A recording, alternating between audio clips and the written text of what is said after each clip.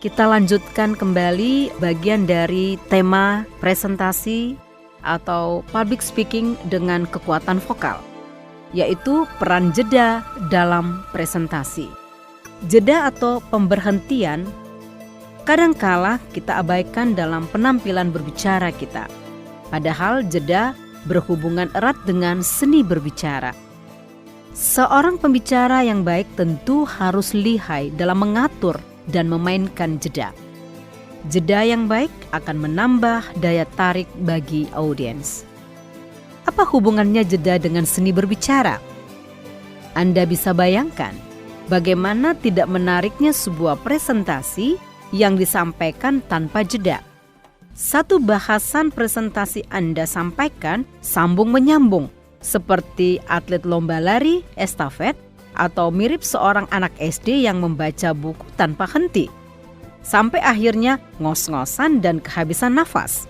Nah, betapa lucunya Anda jika menyampaikan pesan secara beruntun tanpa berhenti. Anda bisa saja mengalami pengalaman memalukan akibat kesalahan itu. Jeda atau pemberhentian tidak bisa diremehkan. Jeda mungkin saja kita anggap hal kecil, sama seperti kecilnya titik atau koma dalam sebuah rangkaian kalimat. Nah, bagaimana kalimat tanpa tanda baca, tanpa titik atau koma? Bisa Anda bayangkan bagaimana satu buku yang tidak memiliki tanda baca, bagaimana Anda bisa membacanya? Jadi jeda merupakan tanda baca tersirat yang harus diperhatikan ketika kita berbicara. Jeda atau pemberhentian tidak bisa diremehkan. Jeda mungkin saja kita anggap hal kecil, sama seperti kecilnya titik atau koma dalam sebuah rangkaian kalimat. Nah, bagaimana kalimat tanpa tanda baca, tanpa titik atau koma? Bisa Anda bayangkan bagaimana satu buku yang tidak memiliki tanda baca, bagaimana Anda bisa membacanya? Jadi jeda merupakan tanda baca tersirat yang harus diperhatikan ketika kita berbicara. Jeda atau pemberhentian adalah aspek penting dalam berbicara. Jeda bisa dijadikan momen untuk melakukan kontak dengan audiens. Memerhatikan kondisi audiens, menatap matanya, menangkap antusiasmenya dari ekspresi yang ditunjukkan. Jeda memberikan ruang bagi public speaker untuk melakukan lompatan luar biasa ketika dia berbicara. Lompatan luar biasa yang dimaksud adalah menciptakan suasana yang selaras untuk menunjukkan kualifikasi Anda di mata audiens. Jadi perhatikan jeda. Jeda sangat penting untuk sebuah penyampaian yang baik, kuat, menggigit, dan mengesankan. Ada banyak manfaat yang bisa didapatkan dengan memanfaatkan jeda ketika berbicara. Beberapa manfaat tersebut adalah karena jeda mengandung pesan nonverbal, Anda akan merasa lebih rileks dengan pengaturan nafas yang memadai. Anda bisa lebih bijaksana dan lebih percaya diri. Jeda bisa memberikan ruang bagi audiens untuk mengerti dan menyerap informasi yang disampaikan secara utuh dan sempurna, tidak sepotong-sepotong. Kemudian, jeda menyeratkan simbol peralihan topik bahasan. Jadi bisa menjadi penanda bagi audiens untuk siaga, sekaligus menegaskan bahwa poin pembicaraan akan berhenti atau berganti. Jeda yang diletakkan antara kalimat atau frase bisa menciptakan efek tekan terhadap pesan yang akan disampaikan.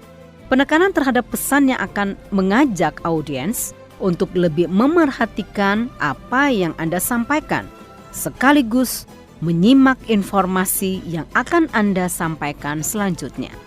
Betapa pentingnya jeda. Seorang pembicara unggul seperti Presiden Mitt Romney konon menggunakan jeda sampai 30% dalam penampilannya.